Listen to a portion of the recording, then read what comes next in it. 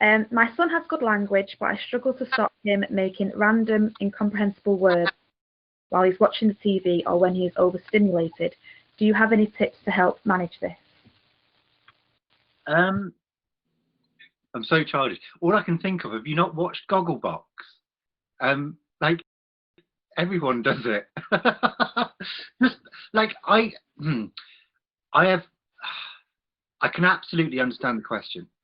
And I have this notion called autopia, which is stands for autistic utopia. It's my weird vision for the future where everything is fine for autistic kids. And I'm sure some people think it's just highly idealistic and ridiculous to even, and maybe unfair, my view is, at least if we've got a vision, we can work towards it. So in terms of a visionary, I'm not saying I'm a visionary, in terms of an utopian perspective, I would want to be in a position where the world understood that autistic kids do communicate in a qualitatively different way, and that's perfectly okay. So things like stimming and verbalization, they're really good fun, by the way. Give it a go. Give, you know, when you're excited watching something on television, give a good squeak. It works wonders. And that's all your kids are doing. And the clue is in the question: when you're overstimulated, when you're excited. If you're excited and you happen to have a lovely little twitch, in real terms, what's the actual problem? And the problem is other people. The problem is other people going, "Oh, you're weird. Well, what are you doing that for? I don't do it that way. Therefore, you must be in the wrong." It goes back to this notion of second-class citizens. And it really does. So my view would be, we live in a world where actually those things are completely normalized. Now, I hate the concept of normalization in terms of we need to make everybody the same. I love the concept of autistic normalization, being normally autistic, where everybody just recognizes, oh, that's an autistic kid and that's what they do when they're happy, or giving a good squeak is not necessarily the end of the world, and the school isn't going to come crashing down if we let the child slip their shoes off in assembly to be able to cope with the sensory environment, or whatever it is. Now, I know that's a visionary future, but that is the answer. The answer is, well, we don't need to manage it because it's not a problem. And there are very good reasons behind doing it. One of the things that we need to be very wary of, if we're going to try, I know I don't need to be careful, you're all kind, aren't you? I can't stand, I'm really sorry if any of you disagree with me, but anyway, I can't stand behaviorism.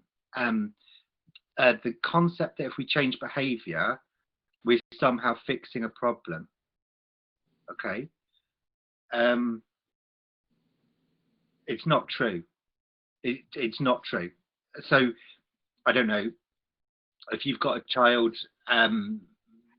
who's hitting the chap next to him at school, okay, and you train the child not to hit them, you haven't solved the problem. You solved one problem, but you haven't got to the bottom of why the child was hitting the kid next to them in the first place.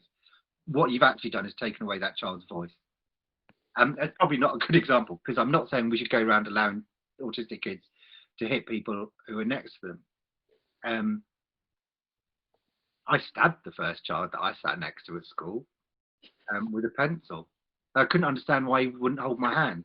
Because I was sat there and thinking, well, if you're next to me, you must be my friend. So why can't me? It was somebody like me, just to make that clear. Anyway, yeah. So going back to the whole behavioural issue, if we only see autism in terms of behaviour, we're 100% wrong.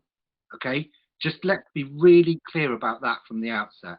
So, and I can guarantee that. I can guarantee it, because if autism was behavioural, then the diagnosis of autism would be dead simple, wouldn't it? We'd just say, do they behave like this?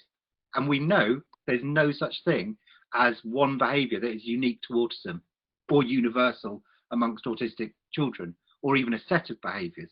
So therefore, logically, 100% we can say with absolute confidence that autism is not behavioural. And then when you look at it like that, you can start laughing at diagnostic criteria, which are often based on behaviour. We can start laughing at things like observation for diagnosis.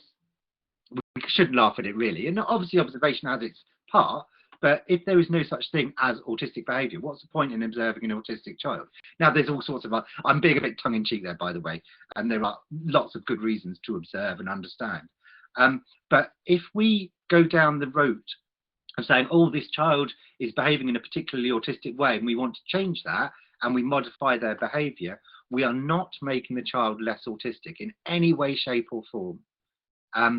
If a child is behaving in a particular way as a direct result of anxiety, and this is really close to my heart, and please, I beg you, don't ever listen to anybody or fall into the trap of thinking, if my child is rocking because she's anxious and I stop them rocking, then that means we've stopped them being anxious. You haven't. Okay? All you've done is hidden the problem and placed it firmly back to the child and say, well, now you can't even demonstrate the fact that you're anxious. So that really worries me. I can't even remember the question. Oh yeah, squeaking and peeping when you're watching the telly. Again, that's a behaviour, and it's an autistic behaviour, which to my mind is perfectly understandable and should be perfectly acceptable. So it doesn't help at all in terms of managing it, because I'm not 100% sure we should be managing it. I think what we should be managing are all those idiots who think it's a problem.